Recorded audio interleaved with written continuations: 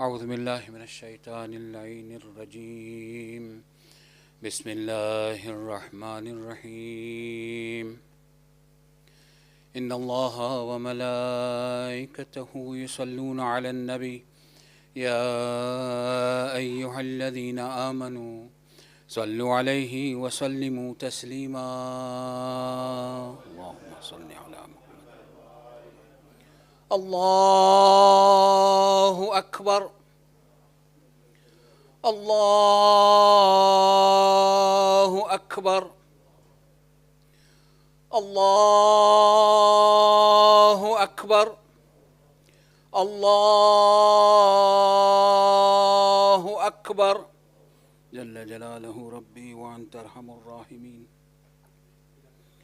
أشهد أن لا إله إلا الله أشهد أن لا إله إلا الله أشهد أن محمدا رسول الله أشهد أن محمدا رسول الله صلى الله عليه وآله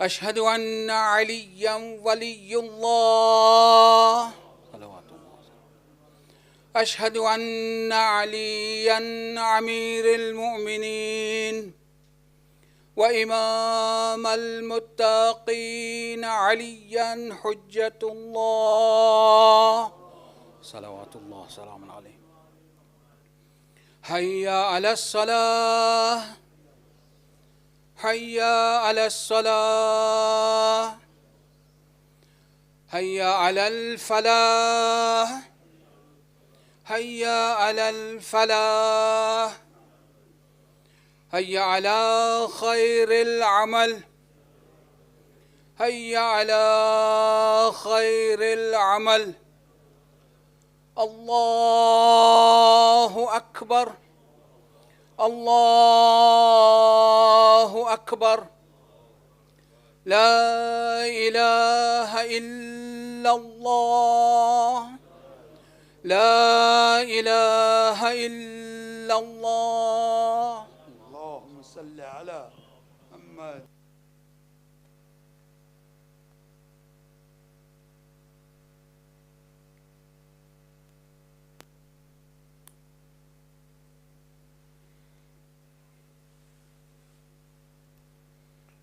الله أكبر الله أكبر أشهد أن لا إله إلا الله أشهد أن لا إله إلا الله أشهد أن محمد رسول الله أشهد أن محمد رسول الله صلى الله عليه وسلم أشهد أن عليا ولي الله أشهد أن عليا حجة الله حي على الصلاة حي على الصلاة حي على الفلاح حي على الفلاح حي على خير العمل حي على خير العمل قد قامت الصلاة قد قامت الصلاة الله أكبر الله أكبر لا إله إلا الله أستغفر الله ربي وأتوب إليه الله أكبر بسم الله الرحمن الرحيم الحمد لله رب العالمين الرحمن الرحيم مالك يوم الدين إياك نعبد وإياك نستعين اهدنا الصراط المستقيم صراط الذين أنعمت عليهم غير المغضوب عليهم ولا الضالين بسم الله الرحمن الرحيم إذا جاء نصر الله والفتح ورأيت الناس يدخلون في دين الله أفواجا فسبح بحمد ربك واستغفره إنه كان توابا الله أكبر سبحان ربي العظيم وبحمده رب صل على محمد وآل محمد سبحان الله سبحان الله سمع الله لمن حمده الله أكبر سبحان الله سبحان الله سبحان ربي الأعلى وبحمده رب صل على محمد وآل محمد الله أكبر استغفر اللہ ربی واتوب الیہ اللہ اکبر سبحان اللہ سبحان اللہ سبحان ربی الاعلی و بحمدہ رب صلی علی محمد و آل محمد اللہ اکبر بحول اللہ بسم اللہ الرحمن الرحیم الحمد للہ رب العالمین الرحمن الرحیم مالک یوم الدین ایاک نعبد و ایاک نستعین اهدنا الصراط المستقیم صراط الذین انعمت علیہم غیر المغضوب علیہم ولا الضالین بسم اللہ الرحمن الرحیم قل هو اللہ احد اللہ الصمد لم یلد ولم یولد ولم یکن له کفوا احد کذلک اللہ ربی اللہ اکبر ربنا آتنا فی الدنیا حسنۃ وفی الآخرۃ حسنۃ وقنا عذاب النار اللہ اکبر سبحان ربی العظیم وبحمدہ رب صلی علی محمد وآل محمد سمع اللہ لمن حمدہ اللہ اکبر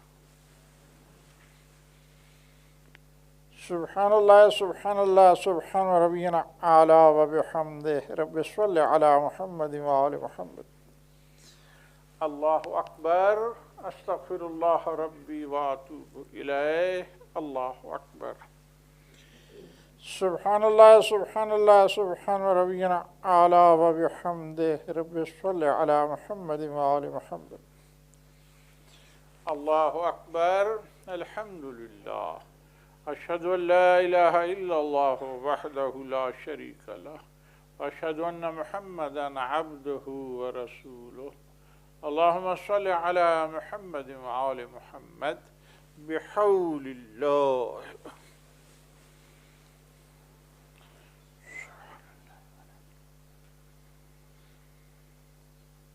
سبحان اللہ سبحان استغفر اللہ اللہ اکبر سبحان ربی العظیم وبحمدہ رب صلی علی محمد وآل محمد سمع اللہ لمن حمدہ اللہ اکبر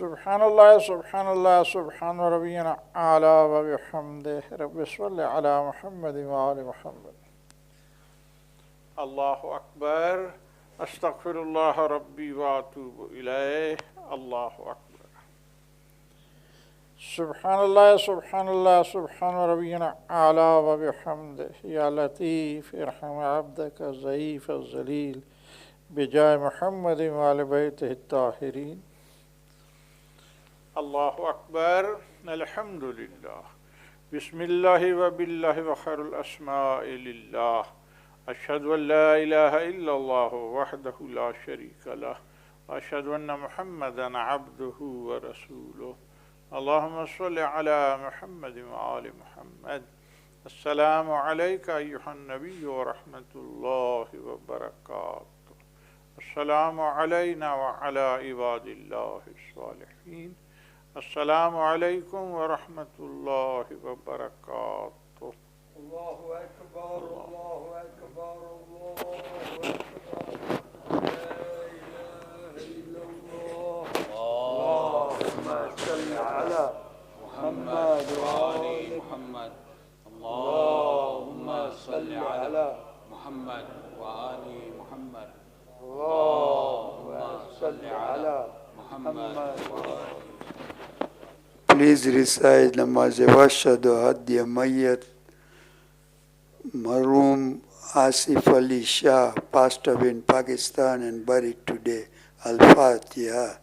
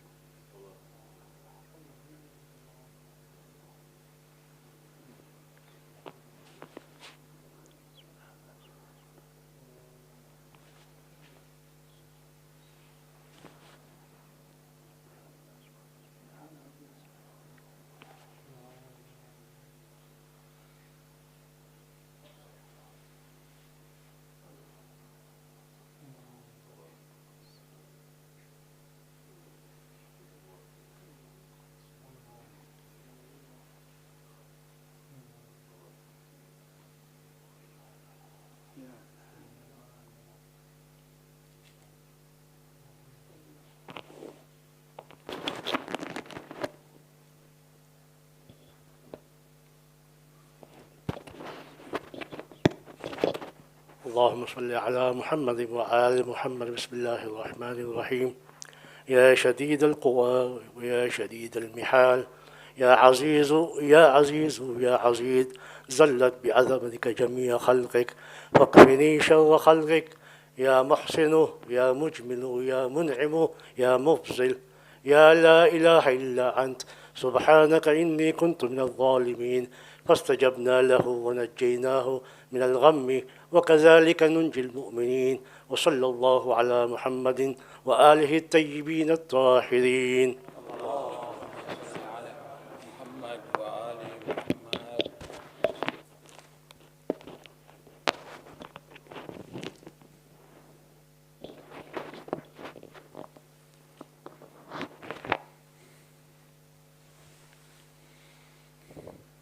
الله أكبر الله أكبر. أشهد أن لا إله إلا الله أشهد أن لا إله إلا الله أشهد أن محمد رسول الله صلى الله عليه وسلم. أشهد أن محمد رسول الله صلى الله عليه وسلم. أشهد أن عليا ولي الله.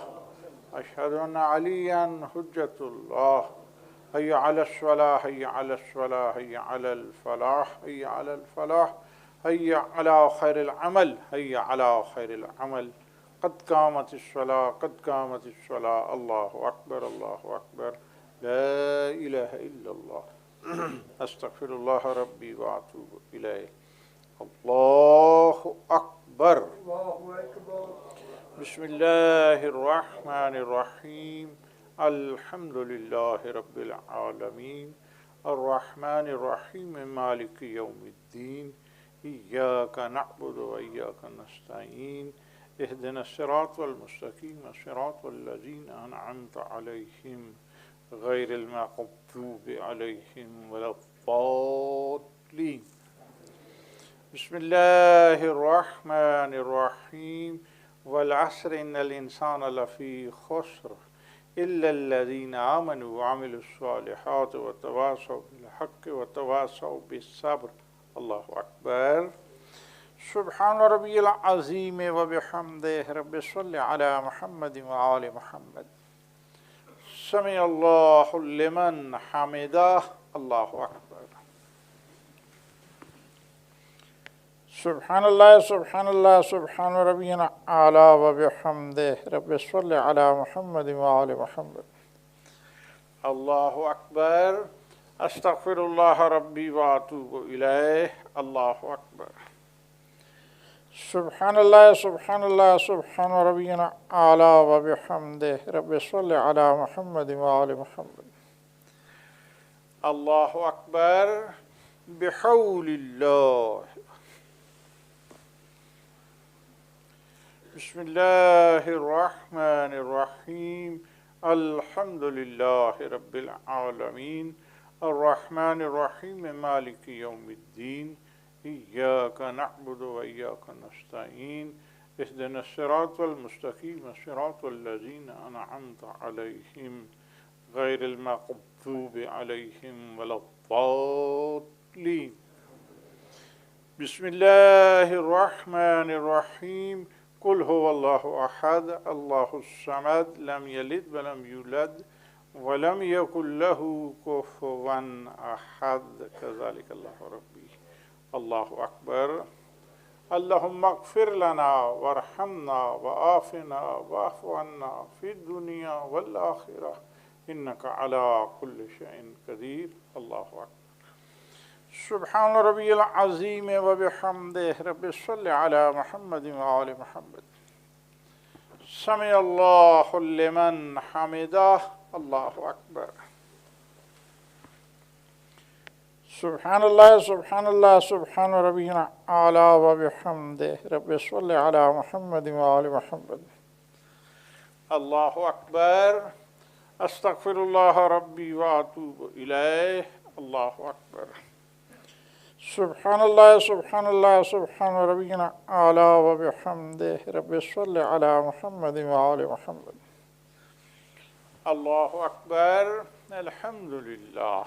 أشهد أن لا إله إلا الله وحده لا شريك له وأشهد أن محمدا عبده ورسوله. اللهم صل على محمد وآل محمد بحول الله. سبحان الله. سبحان الله. سبحان الله. استغفر الله. الله أكبر. سبحان ربي العظيم وبحمده. رب صل على محمد وآل محمد. سمع الله لمن حمده. الله أكبر. سبحان الله سبحان الله سبحان ربي الأعلى وبحمده. رب صل على محمد وآل محمد. الله أكبر. أستغفر الله ربي وأتوب إليه. الله أكبر. سبحان الله سبحان الله سبحان ربي الأعلى وبحمده. رب صل على محمد وآل محمد. الله أكبر. بحول الله. سبحان الله. سبحان الله.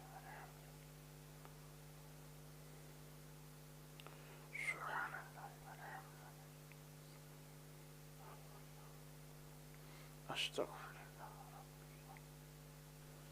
الله أكبر. سبحان ربي العظيم وبحمده. رب صل على محمد وآل محمد. سمع الله لمن حمده. الله أكبر.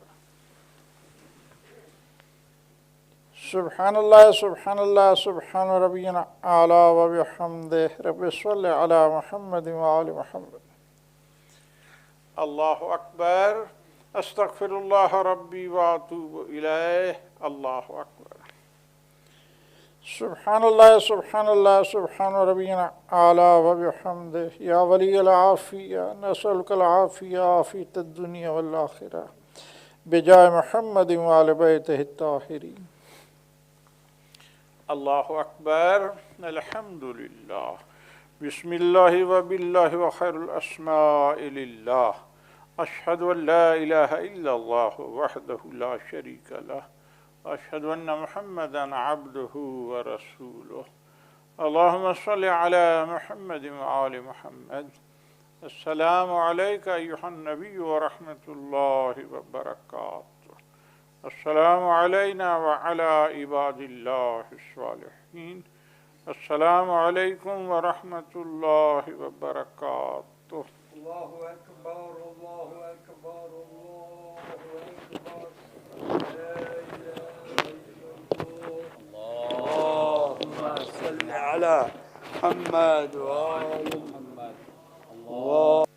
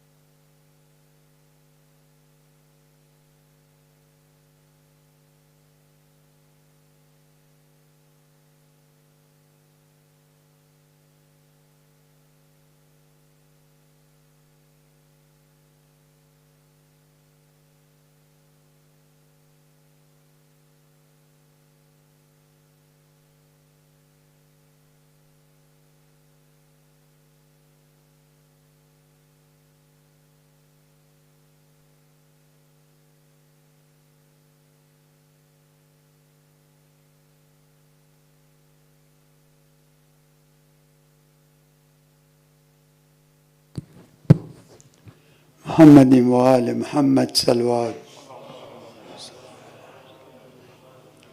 بسم الله الرحمن الرحیم بحق ابا عبداللہ الحسین. یا اللہ આપણા જે ભાઈઓ બહેનો બચ્ચાઓ બીમાર હોય આપણે દુઆ કરે કે અલ્લાહ લોકો બધાને શફા દે, બધાની તકલીફો દૂર થાય. આપણા આલિમો મરજા મોમિનીન ને મોમિનાત દુનિયામાં જ્યાં બી હોય યા અલ્લાહ તું એ લોકોને હિફ્ઝો અમાનમાં રાખ, અમારી બધી હાજતો પૂરી કર, અમારા ઇલ્મમાં વધારો કર. એવી દુઆ સાથે આપણે બધા સાથે 5 ફેરે અમ્મન યુજીબુ પડીએ. ઔઝુ બિલ્લાહિ મિનશ શૈતાનિર રજીમ. બિસ્મિલ્લાહિર રહમાનિર રહીમ. أمن يجيب المضطر إذا دعاه ويكشف السوء أمن يجيب المضطر إذا دعاه ويكشف السوء أمن يجيب المضطر إذا دعاه ويكشف السوء أمن يجيب المضطر إذا دعاه ويكشف السوء أمن يجيب المضطر إذا دعاه ويكشف السوء. سورة فاتحة شفاء المرضى ودفن البلاء.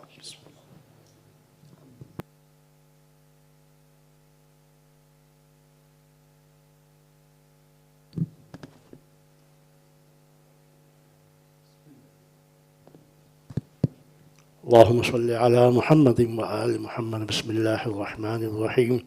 يا شديد القوى ويا شديد المحال يا عزيز يا عزيز يا عزيز زلت بعظمتك جميع خلقك فاكفني شر خلقك يا محسن يا مجمل يا منعم يا مبذل يا لا إله إلا أنت سبحانك إني كنت من الظالمين فاستجبنا له ونجيناه من الغم وكذلك ننجي المؤمنين. وصلى الله على محمد وآله الطيبين الطاهرين. اللهم صل على محمد وآل محمد. Holy Quran. Ya Allah.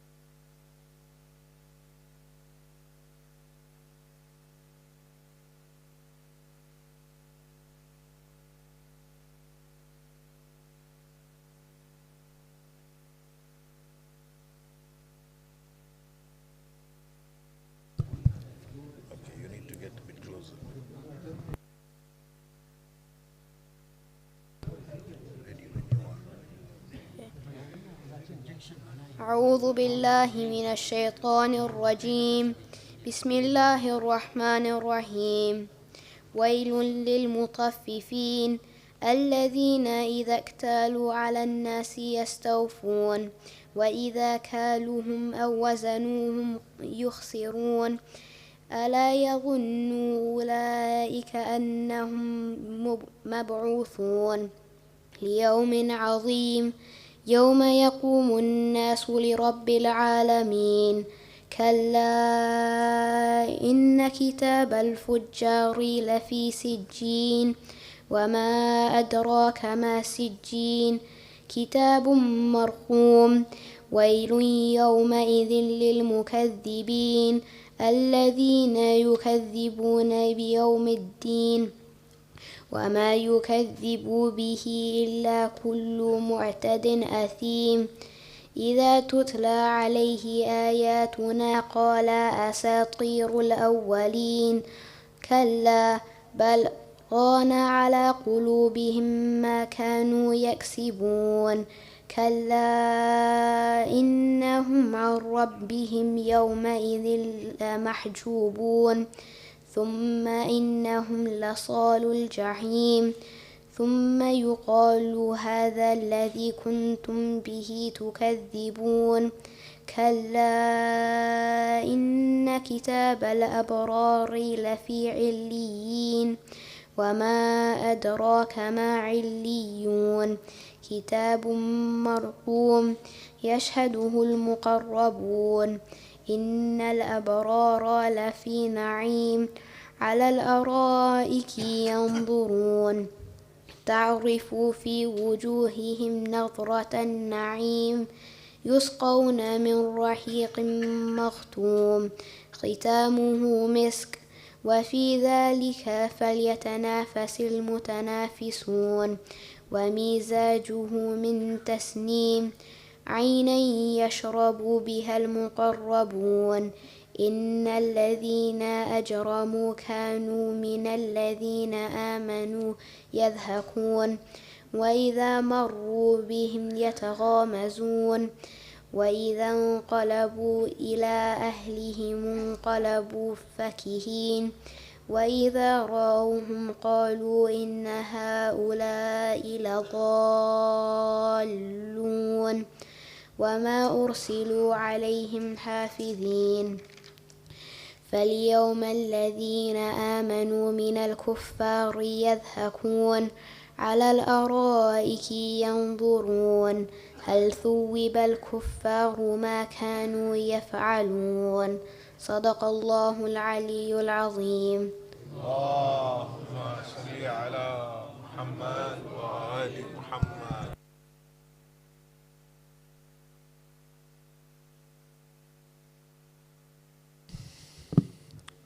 محمد وآل محمد صلوات.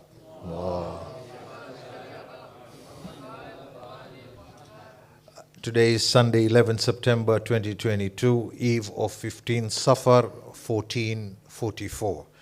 On Monday, 12th September, ladies' morning majlis at 10 a.m. with Quran, majlis in English/Gujarati by Sister Shirin by Tejani. Main evening program will start at 7:45 p.m. with Salatul Maghribain, majlis by Sheikh Anwar Jaffer. Hujjat is hosting, in collaboration with Al-Hadi Youth, a 10-minute Instagram live series every Arba'in night at 11 p.m. titled Reminders and Reflections to Take from Karbala.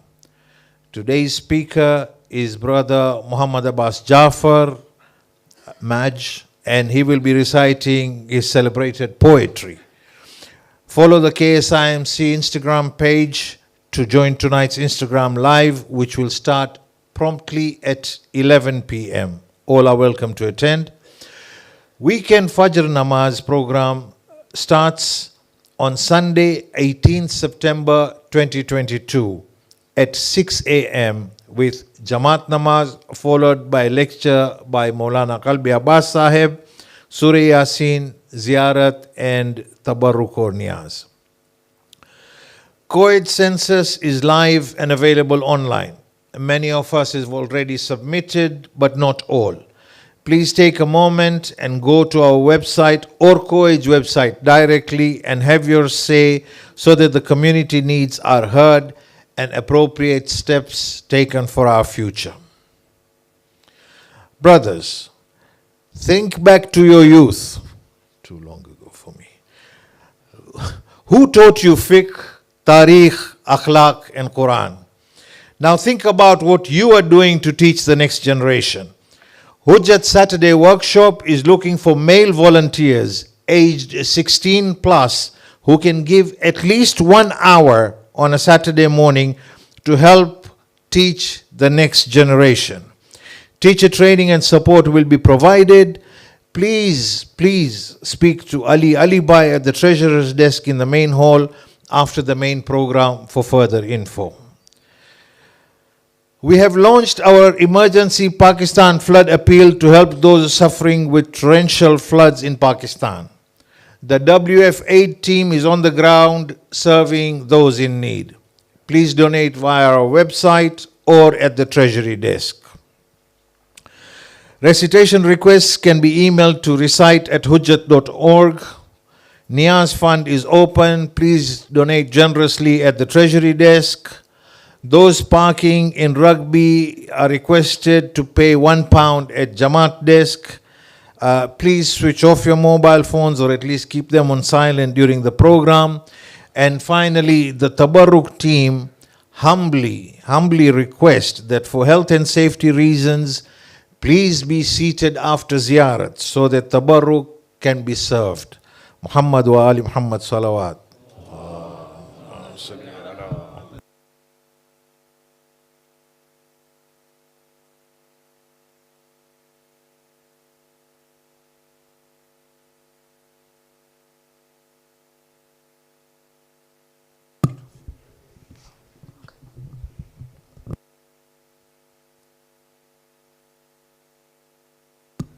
صلوا على محمد وآل محمد.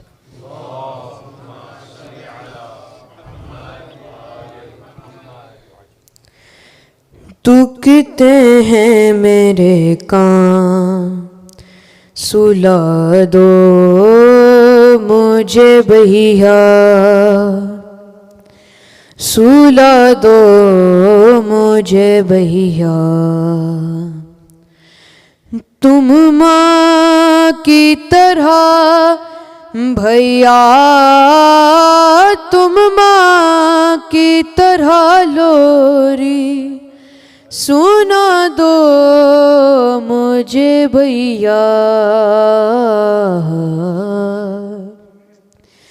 دکھتے ہیں میرے کان سلا دو مجھے بھیا سلا دو مجھے بھیا لگتا ہے اندھیرے سے در تیری سکینہ کو لگتا ہے اندھیرے سے در تیری سکینہ کو تم سر میرے بابا کا تم سر میرے بابا کا دلا دو مجھے بھیا دکھتے ہیں میرے کان سلا دو مجھے بھیا سلا دو مجھے بھیا دیکھا ہے آنکھوں نے بابا کا گلا کٹتے دیکھا ہے آنکھوں نے بابا کا گلا کٹتے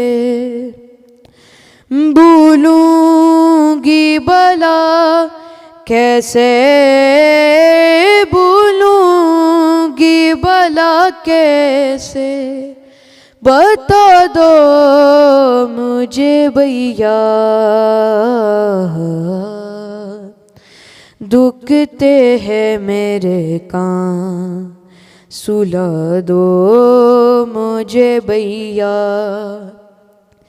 سلا دو مجھے بھیا میں 7 محرم سے پیاسی ہوں میرے بھیا میں 7 محرم سے پیاسی ہوں میرے بھیا 2 بوند ہو گر پانی 2 بوند ہو گر پانی پلا دو مجھے بھیا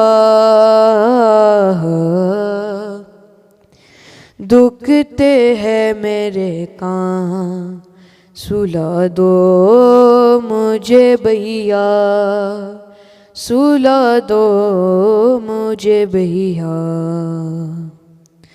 بھیا میرے کانوں سے اب تک ہے لہو جاری بھیا میرے کانوں سے اب تک ہے لہو جاری تم آ کے ذرا مرہم تم آ کے ذرا مرہم لگا دو مجھے بھیا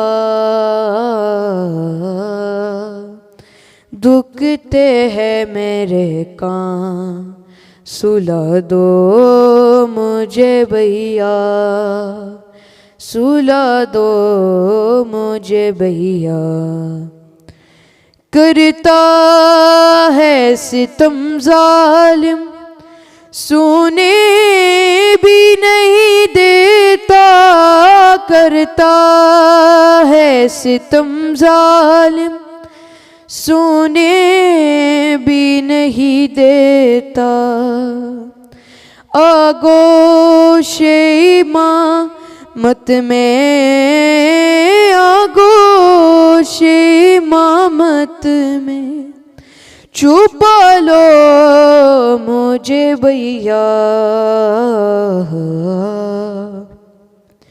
دکھتے ہیں میرے کان سلا دو مجھے بھیا سلا دو مجھے بھیا سجاد سے سکینہ روکے یہ فضل بولی سجاد سے سکینہ روکے یہ فضل بولی چہرہ میرے اصغر کا چہرہ میرے اصغر کا دیکھا دو مجھے بھیا دکھتے ہیں میرے کان سلا دو مجھے بھیا سلا دو مجھے بھیا سلا دو مجھے بھیا صلو علی محمد و آل محمد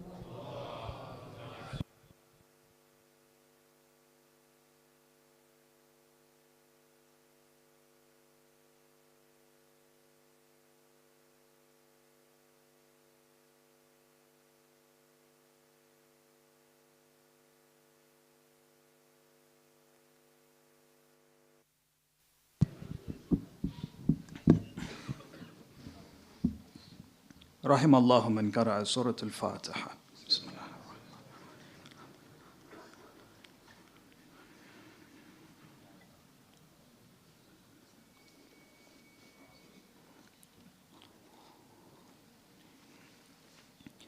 اعوذ باللہ من الشیطان الرجیم بسم اللہ الرحمن الرحیم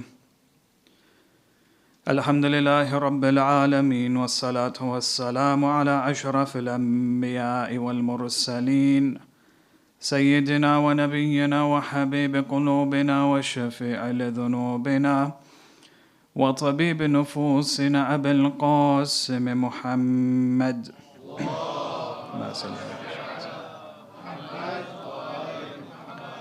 والصلاة والسلام على أهل بيته الطيبين الطاهرين المعصومين المظلومين ولعنة الله على أعدائهم أجمعين إلى قيام يوم الدين. وفقنا الله وإياكم بعلم وعمل صالح إن شاء الله ببركة الصلاة على محمد وآل محمد.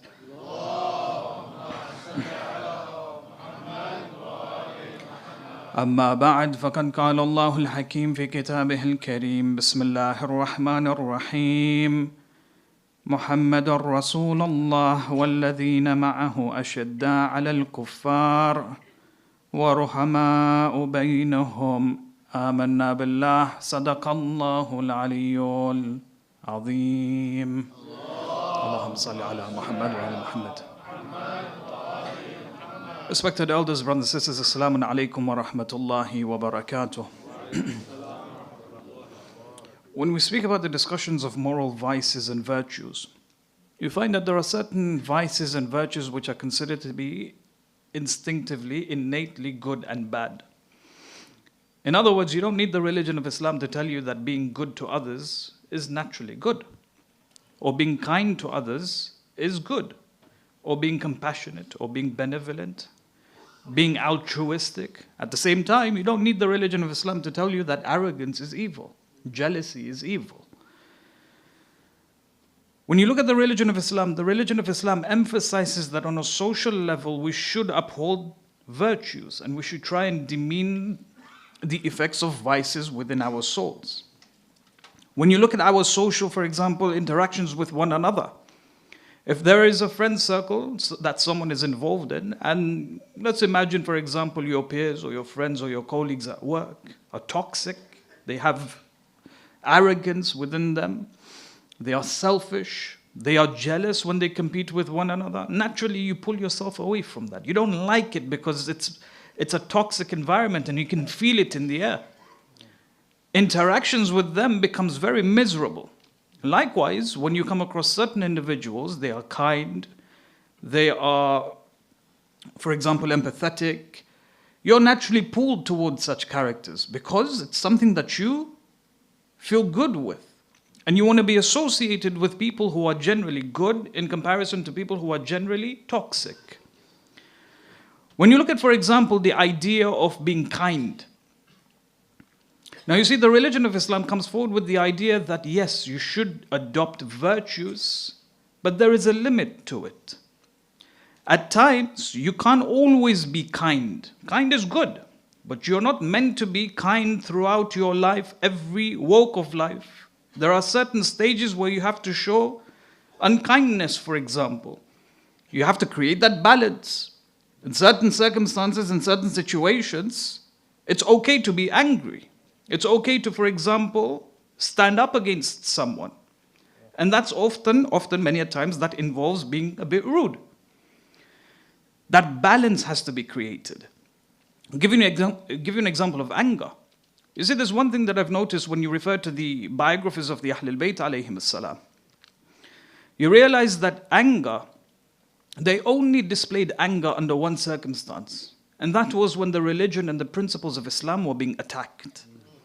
But when they themselves were being attacked, they would never demonstrate anger towards their oppressors. So for example, and there's plenty of examples, the example of Amir al-Mu'mineen alayhi salam in the Battle of Khandaq, when he spat at Allahumma salli ala Muhammad wa ala Muhammad. You see, the Imam alayhi salam would always volunteer to fight the others because he demonstrated anger because the principles of Islam were being attacked. But the moment he was spat at, he himself became angry on a personal level. What does he do? He retreats.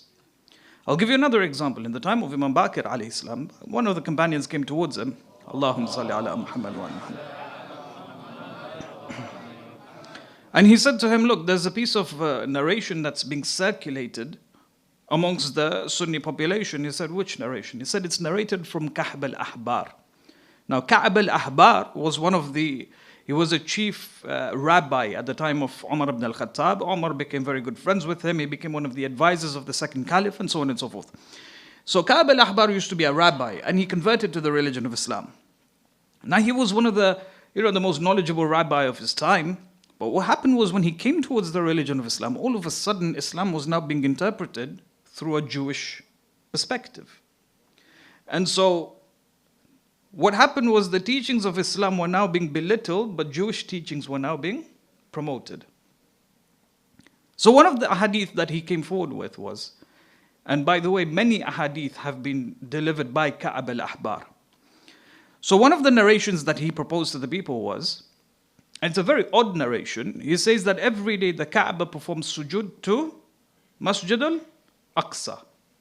So Masjid al-Haram performs sujood every day to Masjid al-Aqsa. Now of course Masjid al-Aqsa in Jerusalem, whereas Masjid al-Haram in Mecca, you get the idea where this is going. When Imam Baqir alayhi salam heard this, he becomes angry. He visibly shows his anger. And he says, La'ana Allah ala al-Ka'ab. So he gives his la'ana to Ka'b. And he says, how dare he manipulate the principles of the religion of Islam? Now here the Imam wasn't being attacked personally. The person, Ka'b didn't abuse the Imam on a personal level for him to demonstrate his anger. But rather because the principles of Islam were being now pushed to the limit, because the principles of Islam were now being demeaned, the Imam alayhi salam represents his anger. And there's many, many different examples to this. Coming back to the concept of kindness, when you look at the revolution of the Holy Prophet of Islam, the Holy Prophet of Islam single-handedly was able to nurture an entire community, transform them from ignorance and bring them towards righteousness purely through his akhlaq. As I said the other night, the Holy Prophet didn't go around shoving knowledge down people's throat because he understood that people cannot take knowledge, they cannot process such knowledge. So he spoke to them in their own language, but most importantly, he was interacting with them with akhlaq. People were attracted to him. But then at the same time, the Prophet had a different personalities when he confronted his enemies. And the Quran testifies to this. Ashidda al kuffar. He was severe with his enemies. In the battlefield, the Prophet was severe. But he was ruhama bainahum. But between his companions, between the Muslims, he was the most merciful. So there has to be a balance that is created within our lives. We can't be kind to all people all the time. Sometimes we have to demonstrate our anger. But a person who demonstrates his anger in all different types of walks of life, that's a bad thing. But when he confronts evil, when he confronts injustice, for example, it becomes a good thing. Remember, all of the characteristics that we have been programmed in such a way. They are part and parcel of our being. It's innately within us. We're programmed that way. So we have to use it under certain circumstances. Bravery is one of them. Now bravery, when you say a person is courageous, a person has valor, has, for example, this in itself is seen as a virtue. But a person who is overly brave, a person who exaggerates the quality of bravery, you would say that this person is foolish. You don't just go guns blazing in the battlefield. No, you prepare a strategy, you wait for certain things to happen, and then you engage in whatever you engage in. There has to be a plan behind it. But naturally speaking, you see that bravery in itself is a virtue. Now, when you look at the principles of bravery, bravery implies that you as an individual, you have certain standards, you have certain principles, you have certain disciplines. And you mold your character based on these principles and disciplines. You value them. You mold your life around them. You build your character according to these disciplines. Bravery is that when these disciplines are under attack, when they are on the verge of being compromised, you stand and you support it. You defend it. That's bravery. So let me give you an example. Let's say, for example, there's a brother who works in an organization, in a company. Companies nowadays, they revere finite values, don't they? It's all about profits. It's all about revenues. Short-term profits, short-term revenues. Sometimes you could say that it's very rare for a person to build a company with long-term values, with a long-term vision. That after he leaves this world, he would see or he would like to see that company succeed even in the upcoming generations. But usually startups, they're very short-lived, some of them. They have finite values. It's all about revenues, it's all about profits. But at the same time, you find that there are compromises being made with certain disciplines, with certain principles.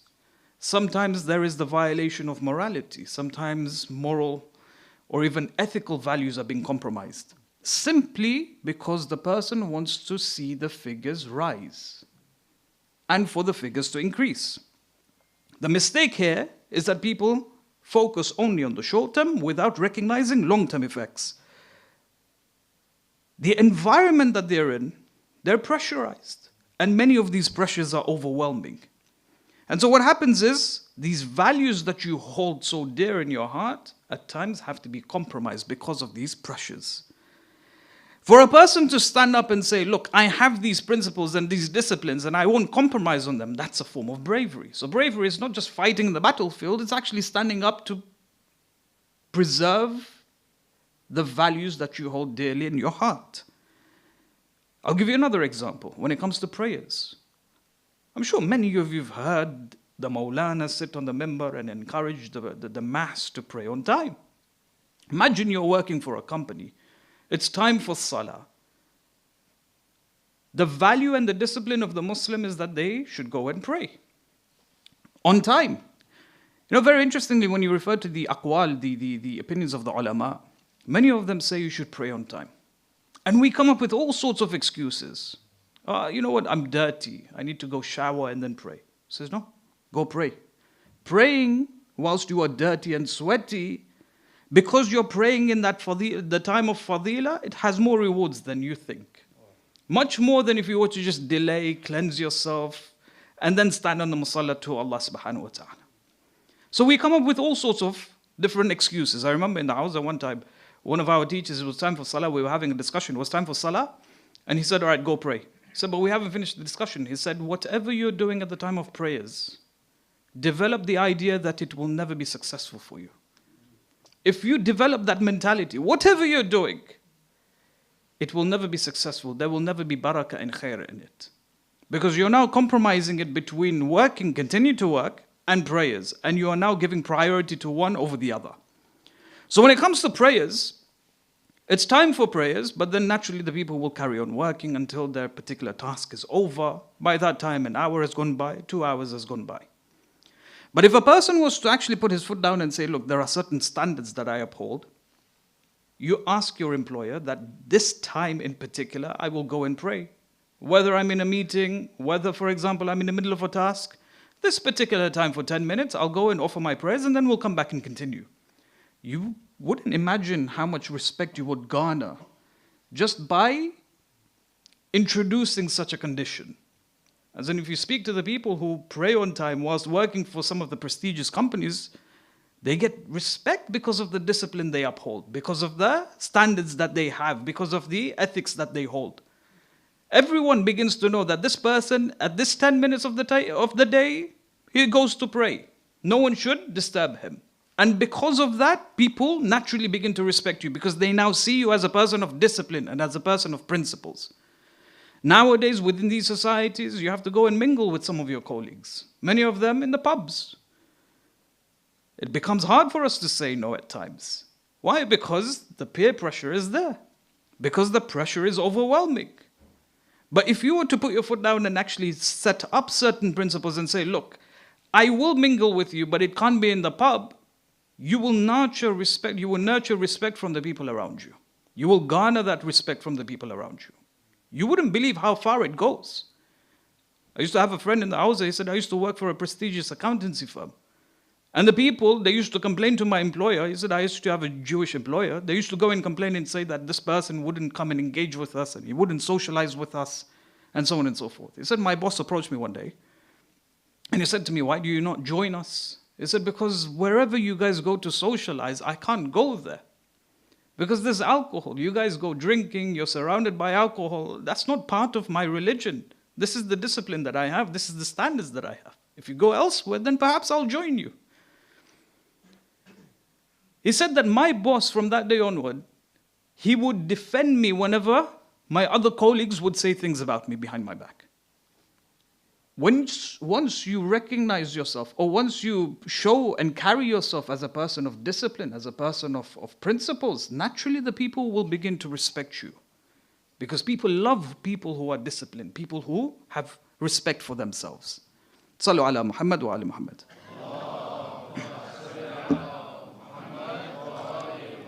It's quite ironic because we live in a pluralistic society. And because our society has become now very, very pluralistic, from an academic perspective, from an educational perspective, schools are now teaching RE. Why do they teach RE? It's so that people become familiarized with different religions.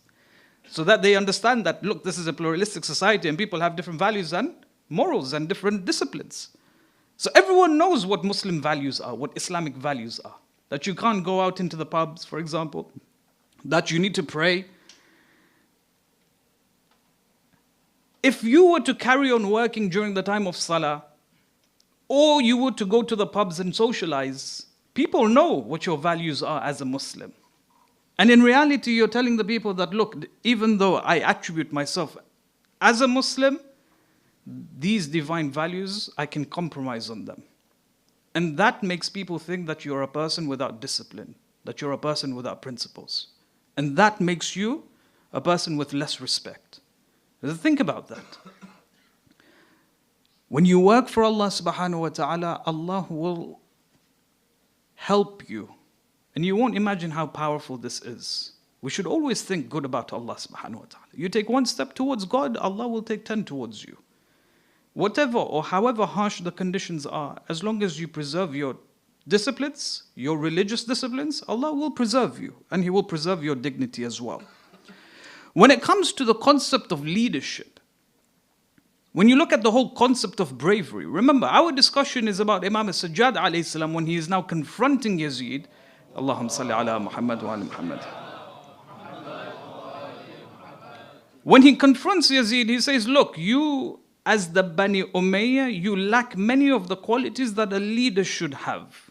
One of them was bravery, ash-shuja'a. And when he says this, you can imagine the enmity and the hatred that is inflamed within the hearts of Yazid. Bani Umayyah was a regime that had no values whatsoever. And yet at the same time, they had no Islamic values whatsoever. And at the same time, they were the representatives of Islam on a global platform. And this hurt Imam al-Sajjad alayhi salam. And this is what allowed him to stand and deliver this sermon.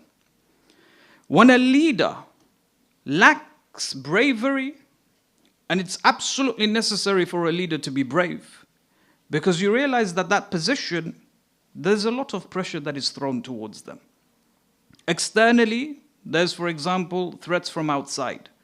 And if he doesn't counter those threats with bravery, with courage, with valor, then naturally the people or the leadership would become complacent.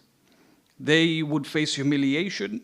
They would feel pity, or they would show pittiness towards hostile threats. Internally, if they lack to show bravery amongst the different people that cause troubles, then he would be surrendering effectively to the people internally. Or, for example, many a times leaders, and throughout history, if you were to read the biography of certain leaders, you would see that they felt, or they came under the clutches of the elites in society. So even though within the forefronts he was the leader of a particular nation, behind back doors he was being controlled. Bravery is revered. Courage is revered. And people respect their leaders, especially when they see that their leaders are brave. That in light of external pressures and internal pressures, they're able to handle themselves effectively, and they are able to preserve values and disciplines that is best for society. A caliph of the Muslim Ummah is no different. A caliph of a Muslim Ummah, when he takes on that position, he has to preserve Islamic values and Islamic disciplines, and he has to nurture it for the people. He has to garner spiritual growth. He has to help people nurture emotionally, psychologically, as well as intellectually. So all of the policies that they make is supposed to nurture the people from all different dimensions. When you look at the leadership of the Bani Umayyah, everything was in shambles. The people had lost the ethos of Islam. And as I said, the Ahl al-Bayt saw this as a threat, but they felt hurt because they did not have the power in certain circumstances to even talk back. And when they did so in such a way that it led to the decline of the regime. The khutbah of Bibi Zainab alayhi salam, the khutbah of Imam al-Sajjad alayhi salam. These weren't just khutbahs that were delivered and then later on. No, these acted as the fundamental, it acted as the initiation of the downfall of the Bani Umayyah. Now there's a very interesting discussion that's led by the ulama. What are the different sources of bravery? Where does bravery come from? How do we enhance our bravery within our lives? The first source of bravery, and this is very important, is having knowledge, but infusing that knowledge with yaqeen. So it's not just reading knowledge and gaining knowledge and listening to people like myself, but it's also to go through a process of tazkiyat an-nafs, to purify yourself. Once you purify yourself from within and you cater for your intellect, naturally you begin to see what real things are. You're connected with reality. Your disciplines, your principles, it becomes spiritual. You're now able to see in the long run. And whatever these values that you recognize are important, you will preserve them no matter what the cost. When you look at Amir al-Mu'mineen alayhi salatu wassalam, Allahumma salli ala Muhammad. There's one particular statement that he makes, is a very profound statement. He says that, wallah, if reality, the veils of my eyes were to be removed and I was to be exposed to reality, if I was able to see the jinn and the malaika and heaven and hell and all of this, at this moment in time, it would not raise my yaqeen, it would not raise my certainty. He says, I've reached that level where I can see things in its real sense. And because of that, he was a man of principles. And because of that, he made sure to preserve those principles. That's why he was known as the brave warrior in all of the battles.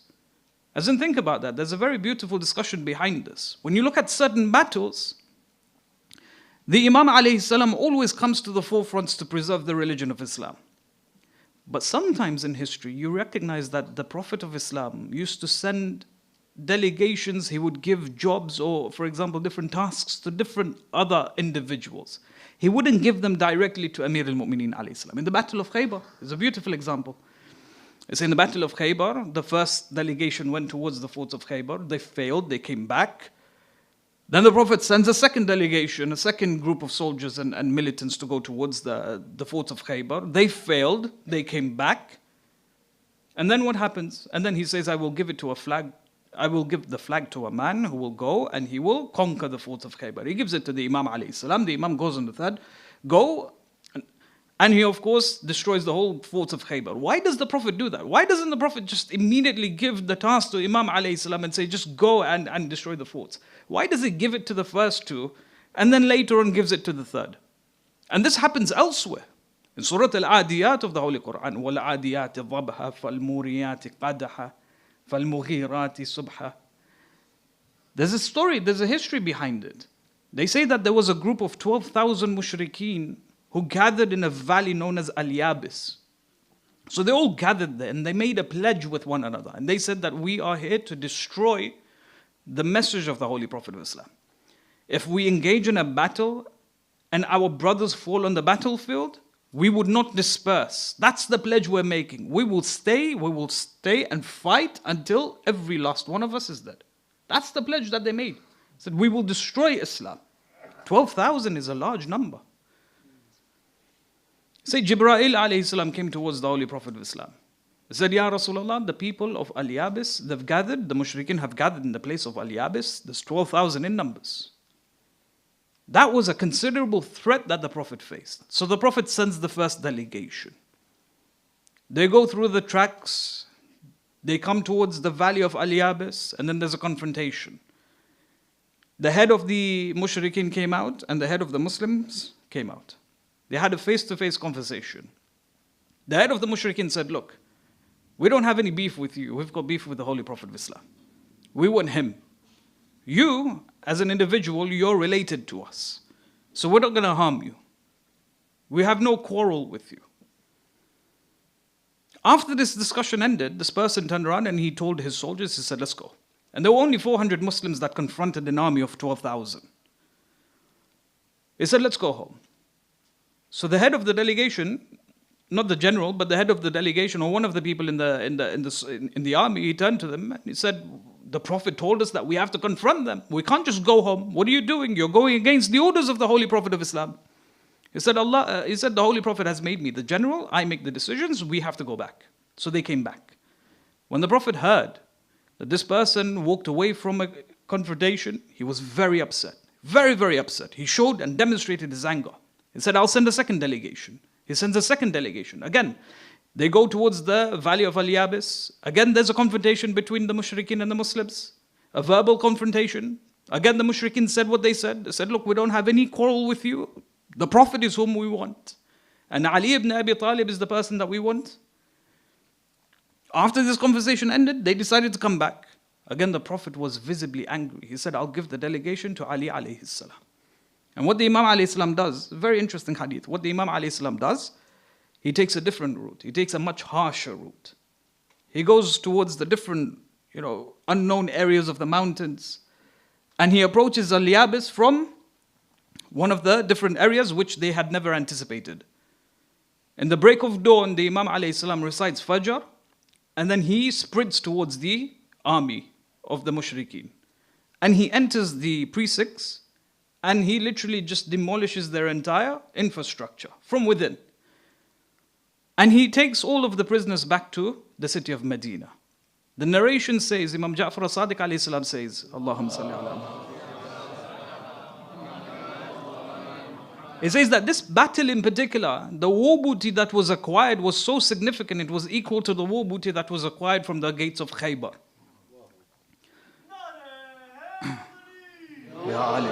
Now the question arises, why doesn't the Prophet himself send Ali alayhi salam from the very first go? Why does he send the first and the second delegation?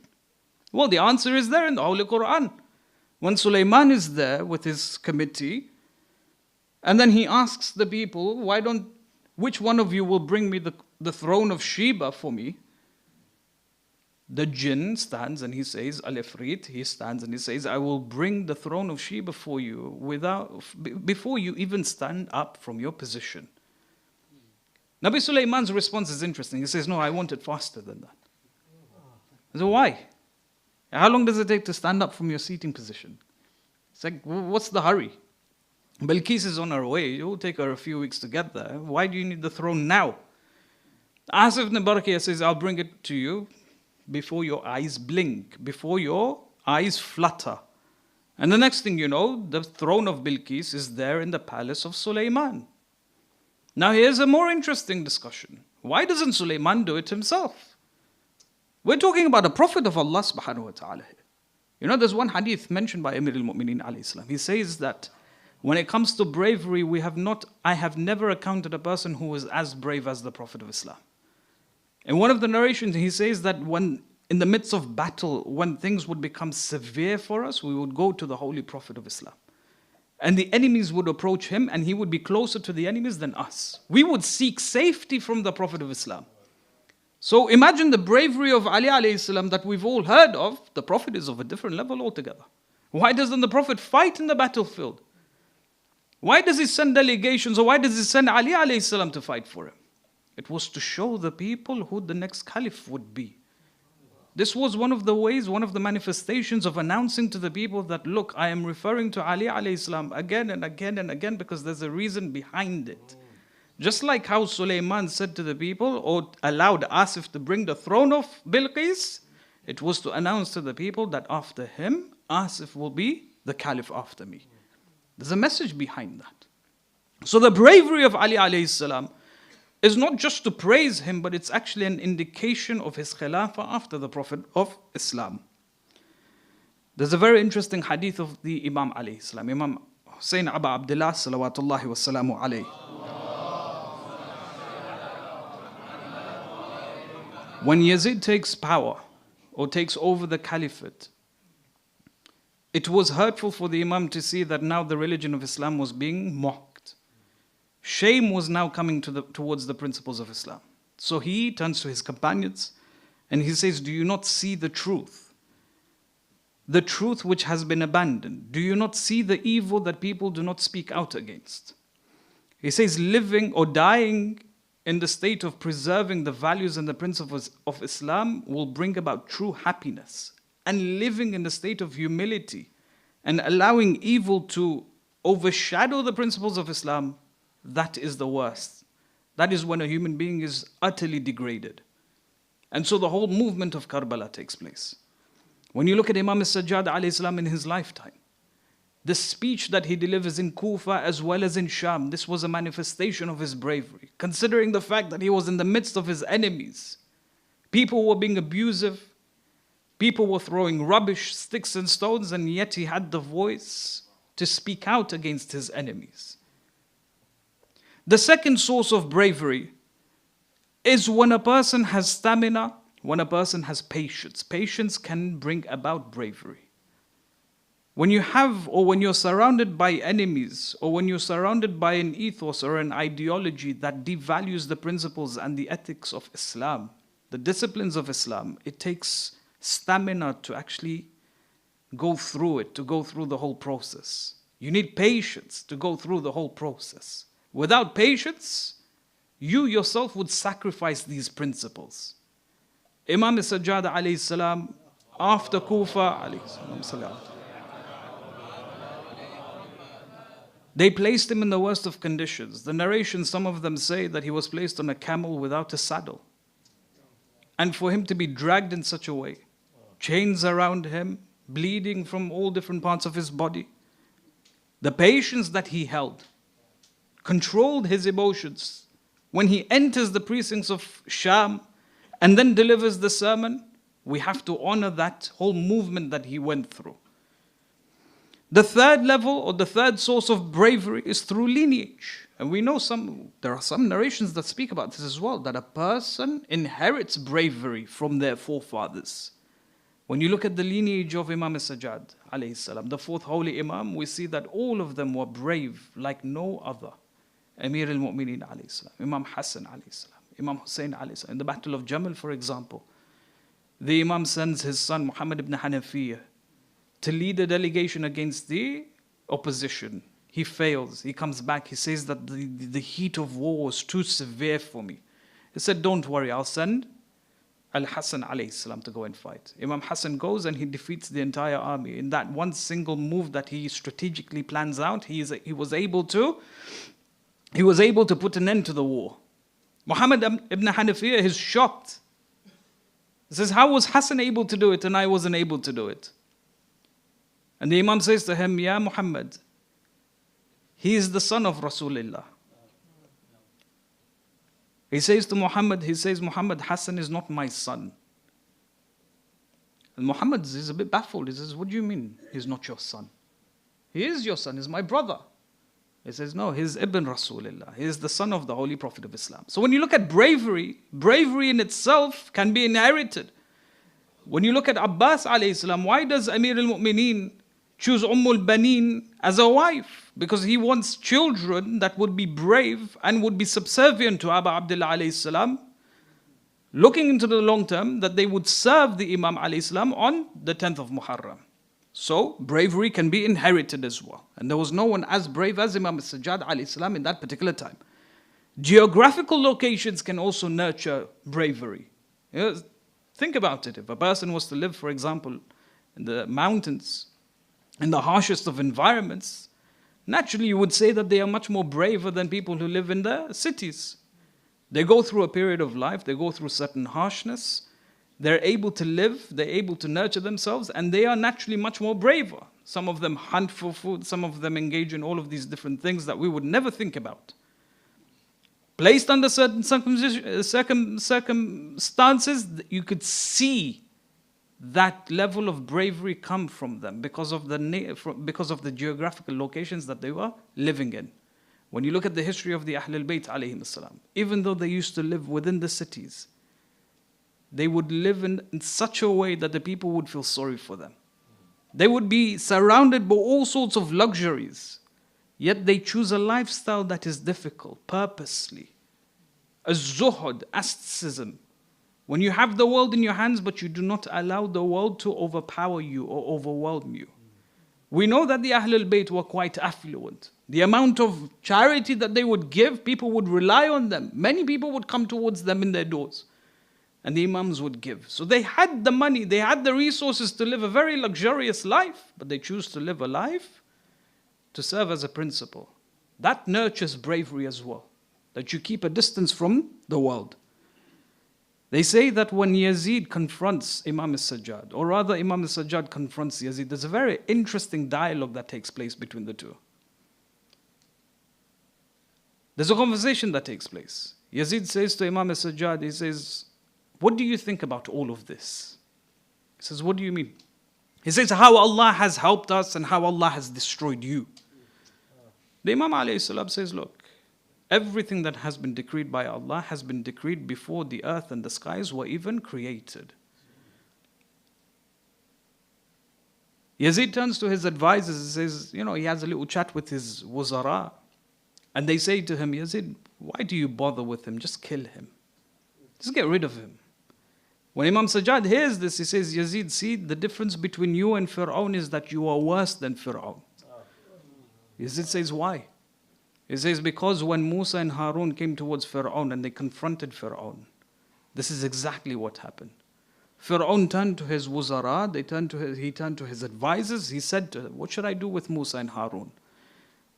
And the wuzara replied to Fir'aun, they said, قَالُوا أَرْجِهُ وَأَخَا. Let them go, let them be set free. We'll deal with them later. Whereas your wuzara, your advisors have advised you to kill us. Says that makes you worse than those like Fir'aun. There's a direct comparison being made to one of the greatest despots in history with Yazid. Imagine the hatred that emanates from the heart of Yazid. And by the way, all of this conversation that takes place between the fourth Imam and Yazid, the fourth Imam always refers to him as Ya Yazid, by his first name. He doesn't refer to him by his title. He's surrounded by people who call him Amir al-Mu'mineen. But Imam al-Sajjad is constantly referring him as Yazid. Again, another manifestation of bravery. And then the Imam begins to go towards the sixth quality. وَمَحَبَّةُ فِي قُلُوبِ الْمُؤْمِنِينَ. And that there is love in the hearts of the believers. As in, I don't know how to explain this, but when you read certain stories within the books of history, the Imam alayhi salam, just by simply interacting with the people around them, he was able to garner their trust, he was able to captivate their hearts. Eventually, even their enemies ended up loving them. There are certain narrations, you wouldn't believe it. The Imam alayhi salam would just stand in the presence of a particular person, and that person would be rendered into silence. Al-Qutada Ibn Da'amat al-Basri, one of the greatest scholars in Basra, came all the way to the city of Medina. He was one of the high-ranking fuqaha of his time. He would come towards the fifth holy Imam. He would enter the presence of the fifth holy Imam and he would just be baffled. He wouldn't be able to speak because of the aura and the presence of the Imam alayhi salam. Al-Qutada was a teacher of many of the great Sunni ulama of his time. But when he enters the presence of Imam Baqir, he is rendered into silence. Imam Sajjad likewise. Many came towards him in his presence and they were just not able to speak and not even able to even show harshness to the Imam. And those who did show harshness to the Imam alayhi salam, the Imam was able to overturn that and he was able to forgive. And through that level of empathy, the Imam alayhi salam was able to nurture their love towards him. We live in a community. We're all related to one another. We all have something familiar with one another. We all have something that we share on an intrinsic, deep, spiritual level. There should be nothing but love amongst ourselves. This hatred or this level of animosity that we have, the grudges that we have amongst each other, how long can you hold this up for? Forgiveness is a process of healing. Forgiveness, we spoke about this, at times you want to accumulate resources and we think that that would nurture happiness within our hearts. But it's the opposite. When you let go, that's what nurtures happiness in our hearts. Revenge, someone does something bad towards you, you want revenge. Revenge is when you want something done to the other person. But when you're willing to forgive and you're willing to let go, now you've ultimately started a process of healing. You have the upper power, but you choose not to react in the same way. When you let go, all of a sudden this happiness enters your heart. It makes you feel even much more better, because you've now started the official process of healing. All of these people that would come towards Imam al-Sajjad alayhi salam and they would abuse him. They say one day Ashami came towards the Imam alayhi salam and he just began to abuse the Imam. Your father is this, you are this, your grandfather this, your uncle this. The Imam alayhi salam doesn't even pay attention to him. The man gets so irritated, he comes and he actually holds the Imam alayhi salam and he says, I'm talking to you. All of these words, they're directed towards you. إِيَّاكَ أَعْنِي.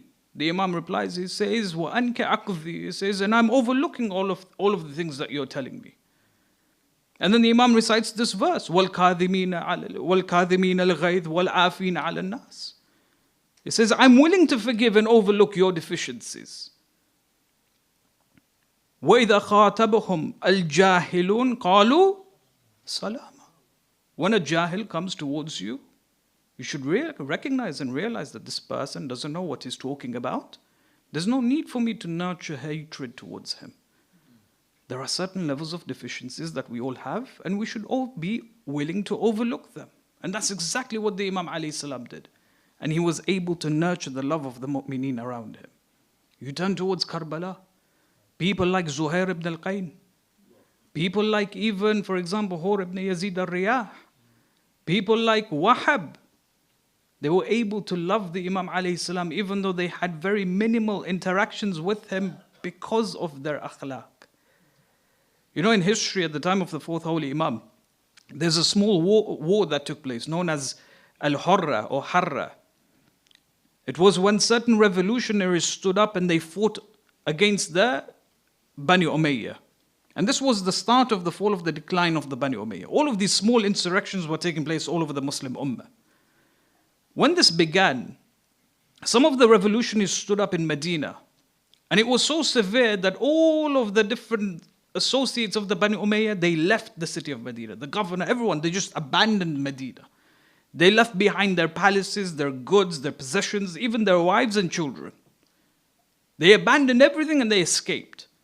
Now these revolutionaries, they wanted revenge.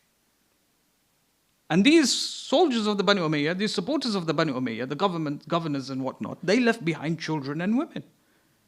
So they came towards the palace, and this is where the women and the children were.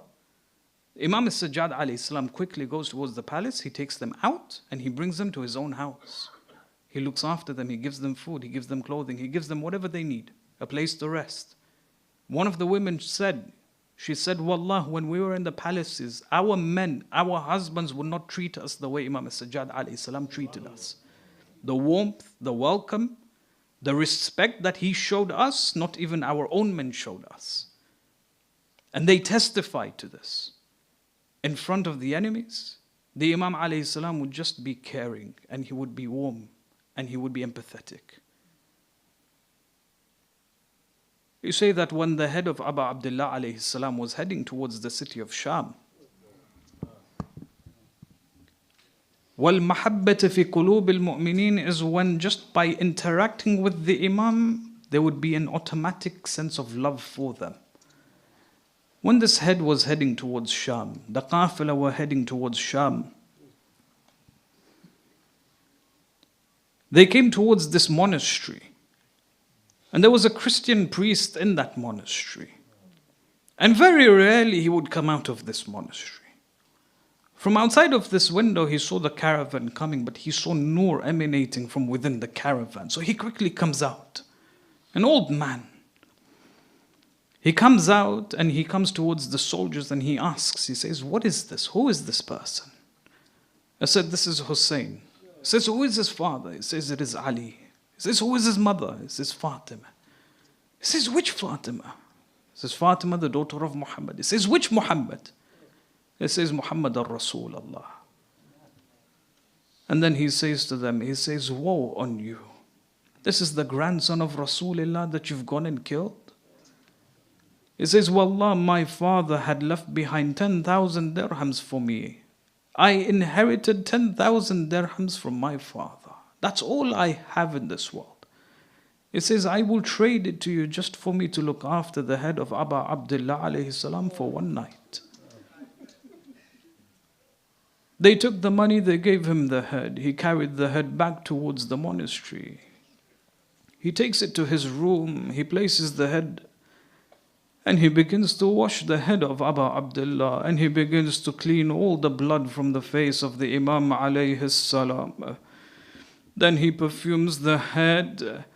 Then he begins to lament and cry, and then he sees the head, the lips of the Imam alayhi salam, and there's a verse that the Imam recites.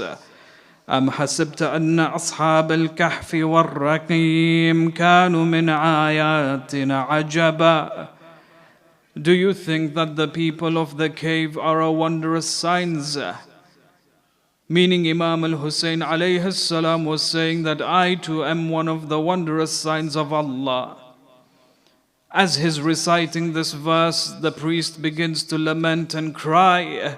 All night he is lamenting and crying. At the break of dawn, he turns to Abu Abdullah alayhi salam. He says, Ya Abu Abdullah, there is nothing more that I can give you except ashhadu an la ilaha illallah wa anna Muhammadan abduhu wa rasuluhu. He takes the head back towards the soldiers and they carry on towards the city of Sham. When they enter the courthouse of Yazid, there are people celebrating, people in the state of jubilation. Yahya ibn Hakam recites poetry when he sees the head of Abu Abdullah. When he sees Abu Abdullah, he says, those who were killed in Karbala were much closer to us. With respects to Ibn Ziyad, a slave from a low lineage, the sons and daughters of Sumayya the sons and daughters of Sumayya are like the particles of the sand, but the lineage of Fatima, not much has remained from her. And he cries when Yazid hears him speak like this. He strikes him on his chest. Then he turns to the people and he says, O people, know that this man would go around saying that his father is greater than my father, that his grandfather is greater than my grandfather. But what hurt me the most is when he said that he is greater than me. For that reason I executed him. There was a priest from the lands of Rome. When he saw the head of Abu Abdullah, he turned to Yazid. He says, Ya Amir, tell me who this head is. He says, why do you want to know? He says, so that when I return to Rome, I can tell my people what I saw. Tell me who this person is. He says, this is Hussein, the grandson of Rasulullah. He says, he is the grandson of Muhammad, your prophet? He says, yes. He says, Ya Yazid, Wallah, I can tell you that my religion is greater than yours. He says, why? He says, because I come from the descendants of Dawood alayhi salam. And there is a small church in my village. There is a footstep of the donkey of Isa alayhi salam. Every time, constantly throughout the year, people perform ziyarah and they come towards me and they show respect to me, knowing that there are thousands of years between me and my grandfather Dawood. Ya Yazid, there is barely one generation between you and Rasulullah, and you went and slaughtered his grandson. When Yazid hears this, he says, you speak to me in this way, Wallah, I will kill you. Then this Roman priest, he said, Wallah, now I understand what my dream meant to me last night. He says, what did you dream? He said, I saw in my dream Rasulullah come towards me and he embraced me and said, oh man, we are waiting for you. Jannah is waiting for you. He said, Ya Yazid, if you wish to kill me, then kill me after I say this. He reads the Shahada, he takes the head of Abu Abdullah and he places it in his chest. Then he kisses the cheeks of Abu Abdullah, and in such a state Yazid came and slaughtered him. Inna lillahi wa inna ilayhi raji'un. سيعلم الذين ظلموا أي منقلب ينقلبون. ماتم حسین.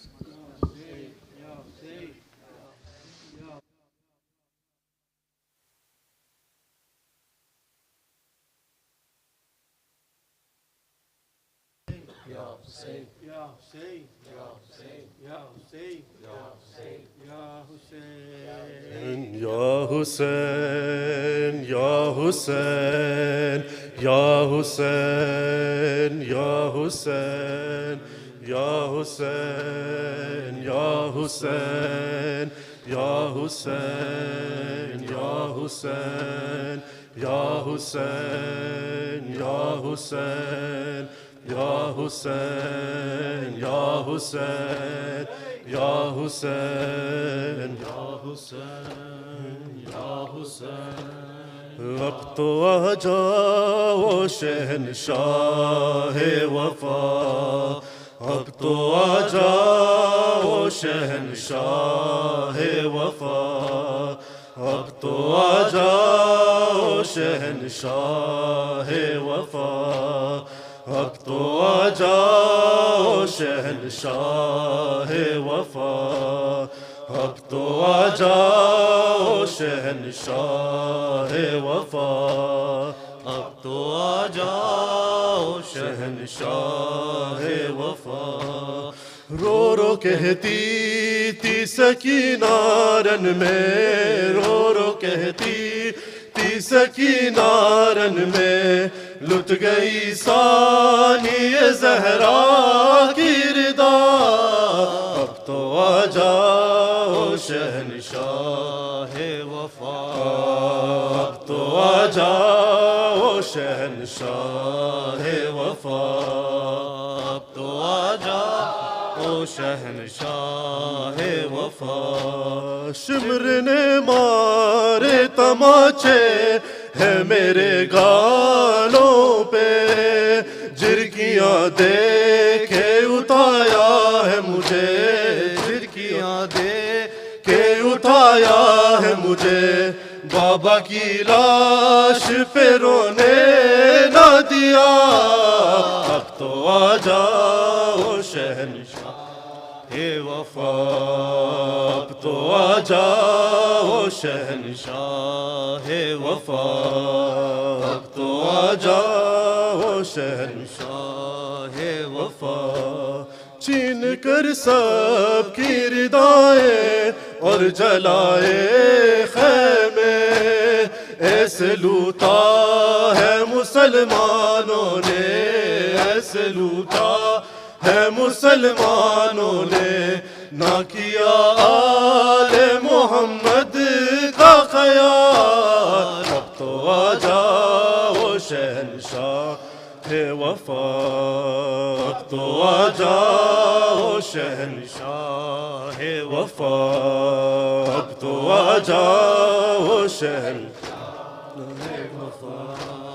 تم کو عباس کی طاقت پہ بھروسہ تھا بہت، قید ہونے سے بچائے تم کو، قید ہونے سے بچائے تم کو.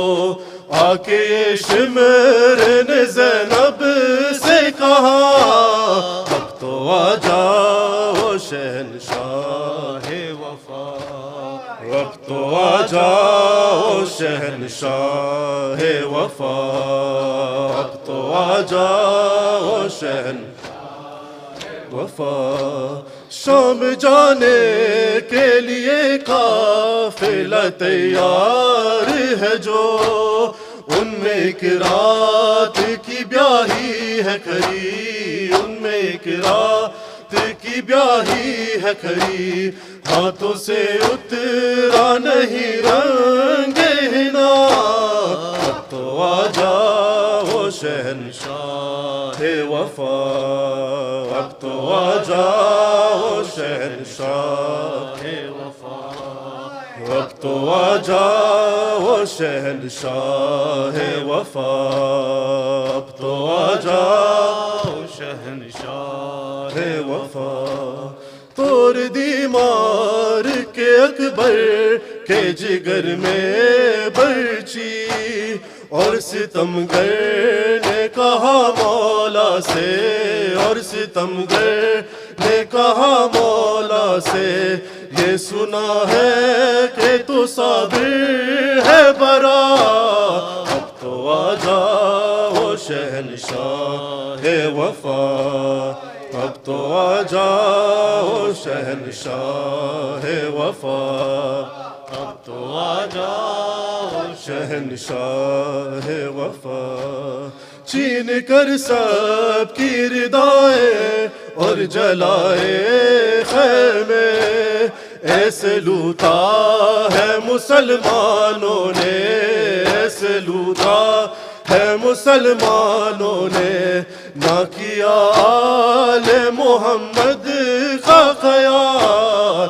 تو آ جاؤ شہنشاہ وفا، اب تو آ جاؤ شہنشاہ وفا، اب تو آ جاؤ شہنشاہ وفا، اب تو آ جاؤ شہنشاہ وفا، بابا آپ کے بعد قیامت تھے وہ دن جو گزارے تھے، شمرن کانوں سے در چھینے اور تماچے مارے تھے، انسانوں کے روپ میں تھے حیوان جو دشمن سارے تھے، حیوان جو دشمن سارے تھے، ایک رسن میں بندے پھوپھی کے بازو تھے اور میرا گلا، اے بابا جانم،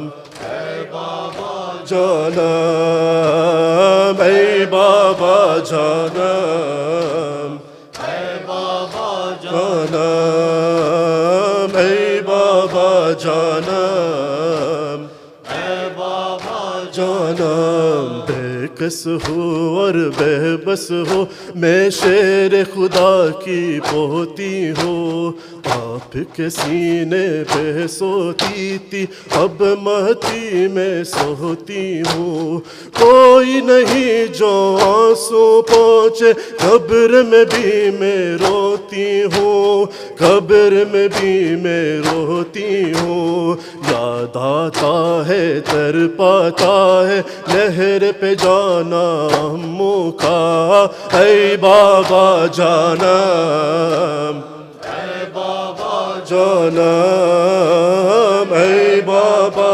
جانم، اے بابا جانم، اے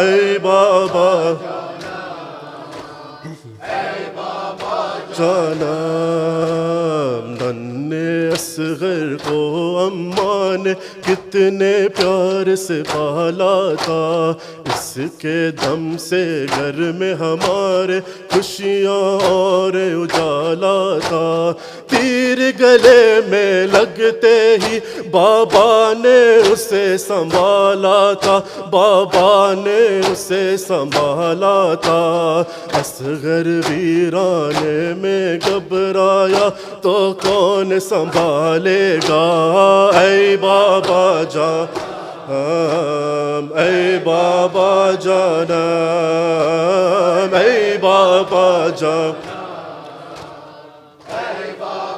جانم، شام کے جب بازار سے گزرے ہم مظلوم جھکائے سر، آپ کا سر ظالم نے اتائے بابانوں کے نیزہ پر، بالوں سے تیموں کو چھپائے فاطمہ زہرا کی دختر، فاطمہ زہرا کی دختر، لوگ کرے یوں دیکھ رہے تھے جیسے کوئی تماشا تھا، اے بابا جانم، اے بابا جانم، اے بابا جانم، اے بابا جانم، اے بابا جانم، اے بابا جانم، جانا، بھیا عابد اور پھوپھی اماں تو مدینے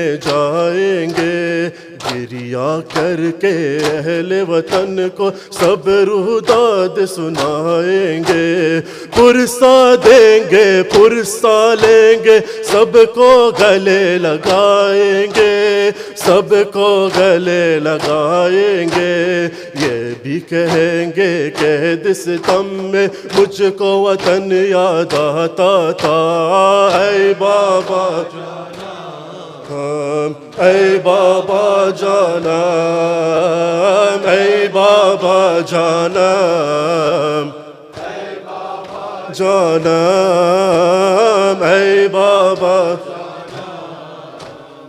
اے بابا جانا، میری چادر لٹ لئی ظالم نے دربار گئی، میں بانجردا ہے زینب ہے شام، ہے زینب ہے شام، ہے زینب ہے شام، ہے زینب ہے، میری چادر لٹ لئی ظالم نے دربار میں بازار شام، ہے زینب ہے شام، ہے زینب ہے شام، ہے زینب ہے شام، ہے زینب ہے شام، یا حسین یا حسین یا حسین یا حسین یا حسین یا حسین،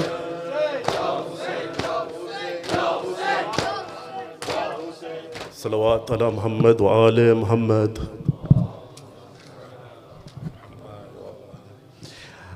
Brothers, just a reminder, please sit down after ziyarat so the tabarruk can be served. The other thing is that some money has been found in the main car park. If it is yours, it is apparently with the ladies' treasurer's desk, so speak to the treasurer. Ahsant. Assalamu alayka ya Rasulullah. Assalamu alayka ya Amir al-Mu'mineen. Assalamu alayki ya Fatima az-Zahra sayyidati nisa'il alameen. Assalamu alayki ya Khadijat al-Kubra ummul mu'mineen. Assalamu alayka ya Hasan al-Mujtaba. Assalamu alayka ya Aba Abdullah al-Husayn wa ala al-arwah allati hallat bifinaik. عليكم مني جميعا سلام الله أبدا ما بقيت وبقي الليل والنهار، ولا جعله الله آخر العهد مني لزيارتكم. السلام على الحسين وعلى علي بن الحسين وعلى أولاد الحسين وعلى أصحاب الحسين وعلى 9 المعصومين من ذريتك، علي بن الحسين ومحمد بن علي وجعفر بن محمد وموسى بن جعفر وعلي بن موسى ومحمد بن علي وعلي بن محمد والحسن بن علي والحجة بن الحسن، أجل الله فرجك وسهل الله تعالى مخرجك وظهورك ورحمة الله وبركاته.